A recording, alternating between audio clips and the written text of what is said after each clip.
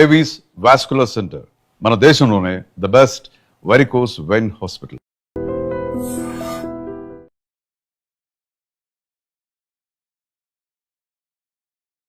Welcome to iDream media. So జనరల్గా sugar టెస్ట్కి వెళ్ళినప్పుడు ఒక్కొక్కసారి బాగా ఎక్కువ చూపించడం, ఒక్కొక్కసారి తక్కువ చూపించడం ఇలా జరుగుతూ ఉంటుంది కదా. అయితే డిపెండ్స్ ఆన్ ఫుడ్, మనం ఏం తీసుకుంటామో అనే దాని మీద షుగర్ లెవెల్స్ ఆధారపడి ఉంటాయి అనేది మనందరికీ తెలిసిన విషయమే. అయితే షుగర్ లెవెల్స్ బాడీలో పెరగకుండా ఉండాలంటే మనం ఫుడ్ని అంటే రైస్, పప్పు, చారు, పెరుగు ఇలా తీసుకున్నప్పుడు ఎట్లా తీసుకుంటే కనుక బాడీలో షుగర్ లెవెల్స్ అనేవి పెరగకుండా ఉంటాయి, సీక్వెన్స్ ఆఫ్ ఫుడ్ అనేది ఎలా ఉండాలి, వివరాలు తెలుసుకుందాం. మనతో పాటు ఉన్నారు ప్రముఖ న్యాచురోపతి వైద్యులు డాక్టర్ జ్యోత్స్న పులిపాటి గారు. మ్యామ్ నమస్తే అండి. నమస్తే అండి. ఇప్పుడు న్యాచురోపతి అనగానే మెడిసిన్ లేకుండా సో న్యాచురల్గా జీవన విధానంలో మార్పులు చేసుకుంటా సో ఈ అనారోగ్య సమస్యలను తగ్గించుకోవడము, రాకుండా చేయడం అనేది దీని యొక్క మెయిన్ ఉద్దేశం. అవును. అయితే మ్యామ్ జనరల్గానే మీరు జాగ్రత్తలు చెప్తూ ఉంటారు షుగర్ పేషెంట్స్కి. ఈ బాడీలో షుగర్ లెవెల్స్ పెరగకుండా ఉండాలంటే తినే పద్ధతిలో కూడా చేంజ్ చేసుకోవాలి అనేది, కొంచెం చిన్న చిన్న మార్పులు చేసుకుంటే షుగర్ లెవెల్స్ పెరగకుండా ఉంటాయి, షుగర్ ఎక్కువ చూపించకుండా ఉంటుంది అని చెప్పారు. అంటే ఎట్లా ఉంటుంది అసలు? అంటే జనరల్గా ఒక సాలెడ్ తీసుకుంటారు, చపాతీ తీసుకుంటారు, ఇట్లానే ఉంటుంది కదా, ఇంకా ఏమైనా చేంజెస్ చేసుకోవాల్సిన అవసరం ఉంటుందా? సో బేసిక్గా డయాబెటిక్ పేషెంట్స్ది మెయిన్ ఉద్దేశం ఏముంటుంది అని అంటే, ఆల్రెడీ డయాబెటీస్ ఉన్నప్పుడు షుగర్ లెవెల్స్ అనేది ఫాస్ట్గా పెరగకుండా ఉండడం చాలా ఇంపార్టెంట్ అనమాట. అందులో మనం డయట్లో ఆల్రెడీ మనం ఎన్నో వీడియోస్లో చెప్పి ఉన్నాము, glycemic index based foods. For example మన రైస్ అయితే గనక గ్లైసెమిక్ ఇండెక్స్ అనేది ఎక్కువ ఉంటుంది. అదే మనం రైస్ బదులు మిల్లెట్స్ తీసుకున్నాము అని అంటే గ్లైసెమిక్ ఇండెక్స్ అనేది తక్కువ ఉంటుంది. దాని అర్థం ఏంటి అని అంటే, ఆ ఫుడ్ తీసుకున్నప్పుడు ఎంత ఫాస్ట్గా బ్లడ్లోకి షుగర్ లెవెల్స్ అనేది అబ్జార్బ్ అయ్యి దాని లెవెల్స్ అనేది పెంచుతాయి అన్నది. ఎప్పుడైతే ఎక్కువ లెవెల్స్ పెంచుతుందో, లైక్ ఫుడ్ వెళ్ళిన తర్వాత మన బ్లడ్ గ్లూకోజ్ లెవెల్స్ ఎంత ఫాస్ట్గా పెరుగుతుందో అంతే మనకి బాడీకి హామ్ అనేది జరుగుతుంది. కాబట్టి అండ్ టైం తీసుకుంటుంది అది మళ్ళీ డిక్రీజ్ అవ్వడం కోసం. అండ్ ఎందుకనంటే ఇన్సులిన్ రెసిస్టెన్స్ అనేది ఆటోమేటిక్గా డయాబెటిక్స్లో ఉంటుంది. కాబట్టి ఈ ప్రాసెస్ అనేది ఎవ్రీ మీల్తో కూడుకొని ఉంటుంది. కాబట్టి వీలైనంత వరకు ఫుడ్స్ ఏవైతే ఎక్కువ స్పైక్ ఆఫ్ బ్లడ్ షుగర్స్ కాకుండా చూసుకోవడం అనేది ముఖ్య ఉద్దేశం అన్నమాట. సో అలాంటి దాంట్లో మనం సేమ్ ఫుడ్, మన ప్లేట్లో పెట్టుకున్న సేమ్ ఫుడ్ని ఒక సీక్వెన్స్ మారిస్తేనే మనకి బ్లడ్ షుగర్ స్పైక్ అవ్వకుండా హెల్ప్ చేసే సీక్వెన్స్ అనేది చాలా ఇంపార్టెంట్.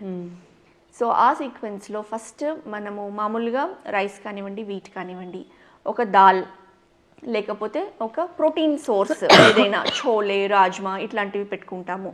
అండ్ మనము ఒక కర్రీ, వెజిటబుల్ కర్రీ అనేది పెట్టుకుంటాం ఖచ్చితంగా. అండ్ ఆరోగ్యానికి చాలా మంచిది, ఫైబర్ ఉండడం కాబట్టి సాలడ్స్ అనేది ఇంక్లూడ్ చేసుకుంటాం. కీరానో, క్యారెటో, బీట్రూటో, టొమాటోస్ ఇట్లాంటివి అనమాట. So sequence of food intake అనేది మనం జస్ట్ అదే ఫుడ్ని ప్రాపర్ సీక్వెన్స్లో తీసుకుంటే కనుక బ్లడ్ షుగర్ లెవెల్స్ అనేది ఫాస్ట్గా పెరగకుండా ఉంటాయి. సో ఏంటి ఆ సీక్వెన్స్ అని అంటే, ఫస్ట్ ఆల్వేస్ సాలడ్ అనేది తీసుకోవాలి. సో సాలడ్ తీసుకున్నప్పుడు మనకి ఫైబర్ ఇంటేక్ వెళ్ళిన తర్వాత ఆటోమేటిక్గా దాని తర్వాత తీసుకున్న ఏ ఫుడ్ అయినా కానివ్వండి very slowly it will get absorbed and స్లోగా దాని ఎనర్జీ కన్వర్షన్ అనేది ఉంటుంది. అండ్ స్లోగా బ్లడ్ షుగర్ లెవెల్స్ అనేది ఫాస్ట్గా లేకుండా స్లోగానే అబ్జార్బ్ అవుతుంది అనమాట. సో ఫస్ట్ ఆల్వేస్ సాలడ్ తీసుకొని దాని తర్వాత ప్రోటీన్. సో ప్రోటీన్ ఉన్న ఫుడ్లో ఎప్పుడైనా కానివ్వండి పప్పు లేకపోతే ఇంకా ఏదైనా ప్రోటీన్ సోర్స్ ఏదైతే ఉందో దాన్ని ఫస్ట్ తీసుకోవాలి.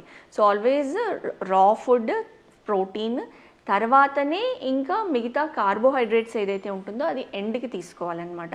సో చపాతీ తింటున్నాము లేదా రైస్ తింటున్నాము, సో మనం కలుపుకోవచ్చు పప్పు, అన్నము, బట్ అది నెక్స్ట్ తీసుకోవాలి. ఫస్ట్ ఆల్వేస్ డయాబెటిక్స్ అనేది ఒక ప్లేట్లో కనీసము ఒక గుడ్ క్వాంటిటీ ఆఫ్ సాలడ్స్ కానివ్వండి, స్ప్రౌట్స్ కానివ్వండి తీసుకుంటే కనుక దాని తర్వాత ఈవెన్ మన స్టార్చీ రైస్ తీసుకున్నా కానివ్వండి మన షుగర్ లెవెల్స్ అనేది ఫాస్ట్గా పెరగకుండా ఉంటుందన్నమాట. ఓకే, అది చాలా ఇంపార్టెంట్.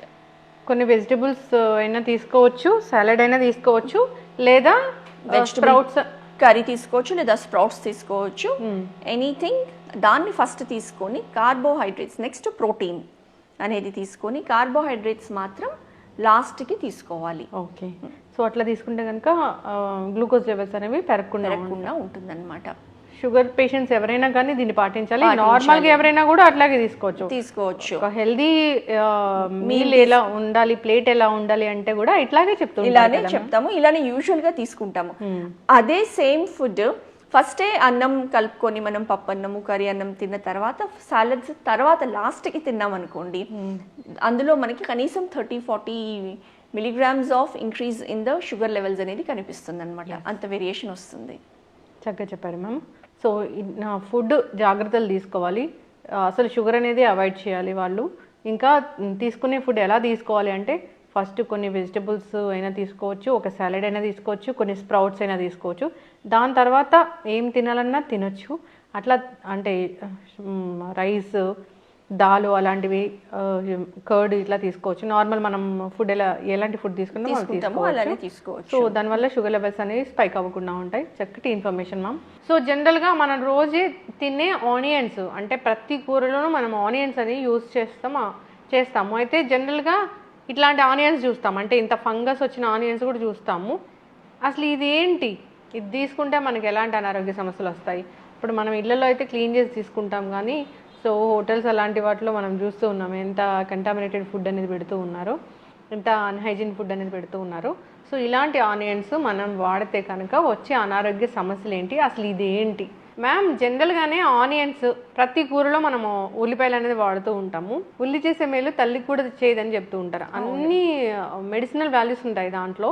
సో అయితే ఈ ఆనియన్స్ సరిగా క్లీన్ చేసి తీసుకుంటేనే మనకు ఆరోగ్య లాభాలు కలుగుతాయి. నేను చెప్పినట్లుగా దాంట్లో ఒక ఫంగస్ లాంటిది ఒక బ్లాక్ ఉంటుంది, అది మాత్రం అస్సలు వాడకూడదు అని చెప్తూ ఉన్నారు. అట్లాంటి ఆనియన్స్ వాడకూడదని. ఆనియన్స్ అసలు సెలెక్ట్ చేసుకునేటప్పుడు ఎట్లా సెలెక్ట్ చేసుకోవాలి? సో ఇప్పుడు ఆనియన్స్ మనకి మామూలుగా మనం కూరగాయలు వెళ్ళి కొంటే ఆర్ ఉల్లిపాయలు కానివ్వండి, ఒకవేళ మనకి రైతు బజార్లో మనం వెళ్ళి కొంటే గనక వాళ్ళు కంప్లీట్లీ మనం ఒక 100కి 3 kgs 4 kgs అనేది అమ్ముతున్నారు. ఇప్పుడు వాళ్ళు మనల్ని ఏమి ఏరనివ్వరు, ఒకటి పిక్ చేసుకోవడానికి అవకాశం ఉండదు. వాళ్ళు మొత్తం తీసుకొని అంతే 100 రూపీస్కి 4 kgs తీసుకొని ఇట్లా వేసేస్తారు. సో అందులో మనకి చాయిస్ అనేది చాలా వరకు ఉండదు. సో అక్కడ లేని చాయిస్ మనం ఇంటికి వచ్చిన తర్వాత అట్లీస్ట్ వంట చేసే ముందు ఎటువంటి ఆనియన్స్ ఉన్నాయి అనేది ఖచ్చితంగా పరిశీలించి, ఇప్పుడు ఈ ఆనియన్స్ చూస్తే ఈ చాలా మనకి కామన్గా కనిపిస్తూ ఉంటుంది ఈ బ్లాక్ స్పాట్స్, నల్ల మచ్చలు అనేది ఆనియన్ పీల్ పైన ఉంటుందన్నమాట. సో మనము ఇది ఒక ఫంగస్, ఆస్పర్జిల్లస్ నైజర్ అనే ఒక ఫంగస్ అన్నమాట. సో ఈ ఫంగస్ ఎంత ప్రమాదకరమైంది అని అంటే గనక దీన్ని ఒకవేళ మనం ప్రాపర్గా క్లీన్ చేసుకోకుండా, ప్రాపర్గా వాష్ చేయకుండా ఈ ఆనియన్ని అలానే యూస్ చేసుకొని తిన్నాము అని అంటే కంప్లీట్లీ మన గట్ హెల్త్ని అంతా స్పాయిల్ చేసి ఫుడ్ పాయిజనింగ్కి దారి తీసే అంత అవకాశం ఉంటుంది ఇలాంటి ఆనియన్స్ తింటే కనుక. మనకి ఇమీడియట్లీ ఒకవేళ ఇలాంటిది తీసుకుంటే ఈ ఫంగస్ వాంతులు రావడము, విరోచనాలు అవ్వడము, కంప్లీట్లీ స్టమక్ అప్సెట్ అవ్వడము, డీహైడ్రేషన్ కాజ్ చేయడము అనేది దీంతో జరుగుతుంది. ఇంకా చిన్నపిల్లలు తట్టుకోలేని కండిషన్లో ఉంటే గనక ఈవెన్ ప్రాణాలు కోల్పోయేంత కండిషన్ కూడా వెళ్తుంది. అంత సివియర్ టాక్సిన్స్ ఇందులో ఉంటుందన్నమాట. ఈ ఆనియన్స్ అనేవి అంత డేంజర్ ఇవి. సో అంటే ఇది ఒక ఫంగసే, కాకపోతే మన బాడీలోకి వెళ్ళిన తర్వాత ఆ ఫంగస్ అనేది ఇంత రియాక్షన్కి దారితీస్తుంది. కాబట్టి ఎస్పెషలీ ఇప్పుడు మనం స్వయంగా వంట చేసుకున్నాం అనుకోండి, మనం చాలా జాగ్రత్తగా కంప్లీట్లీ వాష్ చేసి ఖచ్చితంగా మనము చూసుకుంటాము. అందుకే కుకింగ్ చేసేటప్పుడు కూడా ఫోన్లు మాట్లాడుకుంటూ లేకుండా శ్రద్ధ పెట్టి మనం ఏ రకంగా వాష్ చేస్తున్నాము అన్నది ఖచ్చితంగా చూసుకొని మనం చేసుకోవాలి. అండ్ ఎవరి ఇళ్లలో అయితే కనుక కుక్స్ ఉండి వంట చేస్తూ ఉంటారో వాళ్ళు చాలా ఈజీగా ఒక్కసారి ఇలా ట్యాప్ కింద వాటర్ పెట్టేసి అలా కడిగేసి, ఇది ఎందుకు అని అంటే అంత ఈజీగా పోదు, అతుక్కుని ఉంటుంది పైన లేయర్స్కి. సో మనం చేత్తో దాన్ని ఇలా రుద్ది మాత్రమే తీయగలుగుతాము. కాబట్టి అది వాష్ చేసేటప్పుడు చాలా ఇంపార్టెంట్, కంప్లీట్గా పోయిందా లేదా అని చూసుకొని వాడడం అనేది. ఎవరి ఇళ్లలో అయితే కుక్స్ వంట చేస్తారో చాలా జాగ్రత్తగా వాళ్ళు అది పరిశీలించాల్సిన అవసరం అనేది ఉంటుంది. అంటే ఫుల్గా అది రన్నింగ్ వాటర్ కింద మొత్తం క్లీన్ చేసి రన్నింగ్ వాటర్ కింద పెడితే కూడా ఇది పోదు. మనము చేత్తో దాన్ని అలా వైప్ చేసి వాటర్ కింద క్లీన్ చేస్తేనే అది పోతుంది. దాని తర్వాతనే ఆ లేయర్స్ అనేవి సో మనం అందుకే జస్ట్ పైన పొట్టు కాకుండా పైన లేయర్ అనేది కూడా తీసేస్తే ఇంకా మంచిది. బికాస్ ఆ పైన లేయర్ లో ఈవెన్ అది ఉన్నా దానిపైన ఏమైనా కొంతవరకు ఉన్నా కానివ్వండి అది వెళ్ళిపోతుంది అనమాట. సో అది చాలా చాలా ఇంపార్టెంట్ మనం ఈ ఆనియన్స్ యూస్ చేసే ముందు. సో ఆ ఫంగస్ ఏదైతే ఉందో మనకి అది completely not just gut health, మన న్యూరలాజికల్ టాక్సిన్స్ కూడా క్రియేట్ ఆర్ ఇన్స్టిగేట్ చేసే స్టిమ్యులేట్ చేసే అవకాశం ఉంటుంది. అయితే మ్యామ్ నేను మా కజిన్ హాస్టల్లో ఉంటా, ఎంత ఇంటర్మీడియట్ వెళ్ళినప్పుడు అక్కడ ఆనియన్స్ కట్ చేయడం అనేది నేను చూసాను. నాకు చాలా భయం వేసింది. అంటే ఇంత ఎక్కువ ఆనియన్స్ తెచ్చారు, ఒక పెద్ద గిన్నెలో వేశారు. అంటే అలాంటి ఆనియన్స్ కూడా ఉన్నాయి, దాంట్లోనే క్లీన్ చేస్తున్నారు, మళ్ళీ కట్ చేస్తున్నారు, మళ్ళీ దాంట్లోనే వేస్తున్నారు. అంటే వాళ్ళు ఇంకా దాన్ని ఎక్కువ ఎక్స్పోజ్ చేస్తున్నారు. అవును, అదే అసలు క్లీనింగ్ ఎంత ఇంపార్టెంట్, వెజిటబుల్ ప్రాపర్ క్లీనింగ్. ఇప్పుడు హాస్టల్స్ లో ఎక్కడైతే కమర్షియల్ ప్రిపరేషన్స్ ఉన్నాయో, రెస్టారెంట్స్ లో, హోటల్స్ లో ఎక్కడైనా చూడండి, ఎక్కడైతే ఎక్కువ క్వాంటిటీలో ఈ ఆనియన్స్ తరగాల్సి వస్తుందో వాళ్ళు చేసింది ఎవరో తింటున్నారు. కాబట్టి వాళ్ళకి అసలు అవసరం లేదు, అన్లెస్ వెరీ గుడ్ హోటల్స్ అయితే తప్ప. అది కూడా మనం చెప్పలేము, ఎక్కడైనా కానివ్వండి మనుషులే కదండి పనిచేసేది. సో ఈ నెగ్లిజెన్స్ అనేది అయ్యే అవకాశం ఉంటుంది మీరు అన్నట్లు హాస్టల్స్లో. సో ఇట్లాంటి మనము చూసామనంటే అసలు తిండి కూడా తినబుద్ధి కాదు. అవును, కాకపోతే తినబుద్ధి కాదు. తిన్న తర్వాత మనం ఆ మధ్యకాలంలో మటన్ ఫ్రిడ్జ్ లో పెట్టి తిన్నారు, చనిపోయారని విన్నాము. తర్వాత గోరుచిక్కుడుకాయ కర్రీ తినడం వల్ల కర్ణాటకలో ఒకళ్ళు చనిపోయారంట. అంటే దానికి పురుగు మందులు కొట్టే మందు పక్కన అది పెస్టిసైడ్స్ అన్ని పెట్టి, పెస్టిసైడ్స్ కి అది చాలా ఎక్కువ ఎక్స్పోజ్ అయ్యి, అంటే దాన్ని ఎంత క్లీన్ చేసినా గానీ పోలేని పరిస్థితి అది. అంతే, పెస్టిసైడ్స్ అట్లాంటివి అయితే కనుక మనం ఈ పైన ఎన్ని లేయర్స్ ఆఫ్ ఆనియన్ తీసినా కానివ్వండి పోదు, అది లోపలే ఉండిపోతుంది. కాబట్టి మనము ఆనియన్ యూజ్ చేసేటప్పుడు ఇది చాలా జాగ్రత్త వహించి దీన్ని నెగ్లెక్ట్ చేయకుండా ప్రత్యేకంగా చూసుకొని ప్రాపర్గా వాష్ చేసుకొని. చాలా మంది ఏం చేస్తారంటే ఇమ్మీడియట్గా ఇప్పుడు వండాలి అని అంటే ఇప్పుడు వాష్ చేస్తారు. అలా కాకుండా ఎస్పెషల్లీ ఆనియన్స్ని అయితే కనుక ముందే మనము వేరే కూరగాయలు కట్ చేసుకోవాలి. సో ఆనియన్స్ని మనం ముందే వాటర్లో వేసి పెట్టేసుకుంటే కూరగాయలు కట్ చేసేంతలోపు కొంచెం నానుతుంది. నానిన తర్వాత దాన్ని ఈజీగా ఇది పోతుంది కూడా. ఇంకొకటి కూడా ఆనియన్స్ని కట్ చేసిన ఆనియన్స్ని చాలామంది ఇవాళ కట్ చేసాము సాయంత్రం వరకు పెట్టుకోవడం, లేకపోతే ఫ్రిడ్జ్లో పెట్టుకోవడం లాంటివి కూడా ప్రాక్టీసెస్ చేస్తారు. సో ఎప్పుడైనా కానివ్వండి ఆనియన్స్ కట్ చేసింది వితిన్ 1 hour మనం యూస్ చేయాలి. బికాజ్ అందులో ఉండే కాంపౌండ్ సల్ఫర్ అనేది అందులో నుంచి ఎవాపరేట్ అయ్యి దాన్ని టాక్సిన్స్గా కన్వర్ట్ చేస్తుంది. కాబట్టి స్టోర్డ్ ఆనియన్స్ అనేది ఖచ్చితంగా మనం యూస్ చేయకూడదు. అందుకే చాలా రెస్టారెంట్స్లో వెళ్ళినప్పుడు వాళ్ళు సాలడ్స్ ఎప్పుడైతే పెడతారో మనకు తెలియదు వాళ్ళు ఎప్పుడు కట్ చేసి పెట్టారో. ప్రిఫరబుల్లీ మనం అది యూస్ చేయకుండా ఉండడమే బెటర్. చక్కగా చెప్పారు మ్యామ్. ఆనియన్స్ దాంట్లో చాలా రకాల మెడిసినల్ ప్రాపర్టీసే ఉంటాయి. సో అది హెల్త్ బెనిఫిట్స్ అనేవి అది ఇచ్చేంత ఇంకా ఏది ఇవ్వదని చెప్తూ ఉంటారు. సో సరిగా దాన్ని మనం అబ్జర్వ్ చేసుకోవాలి, సరిగా దాన్ని మనం యూజ్ చేసుకోవాలి అన్నప్పుడు క్లీనింగ్ అనేది చాలా చాలా ఇంపార్టెంటే. సో ఇలాంటి ఫంగస్ ఎంత డేంజరో అమ్మో చూస్తేనే భయం వేస్తుంది. తెచ్చుకునేటప్పుడే ది బెస్ట్ క్వాలిటీ ఆనియన్స్ తెచ్చుకోవడం అనేది మంచిది. డ్రై ఆనియన్స్ చాలా దొరుకుతాయి కదా. అవును, సో పర్ప్లిష్ ఆనియన్స్ ఏవైతే ఉంటాయో వాటిలో ఎక్కువ అంత ఫంగస్ ఉండదు.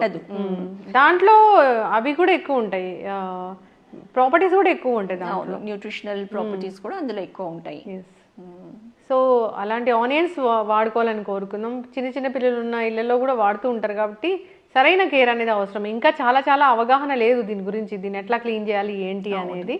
సో మీరు చెప్పిన విధంగా దాన్ని క్లీన్ చేసి ఒక లేయర్ పైన లేయర్ అంతా తీసేసి దాన్ని వాడుకోవాలని, మళ్ళీ తీసేసేటప్పుడు కూడా కొంచెం ఆ ఫంగస్ అంతా లోపలికి పోయేలాగా కాకుండా నీట్గా ప్రాపర్గా క్లీన్ చేయాలని కోరుకుందాం.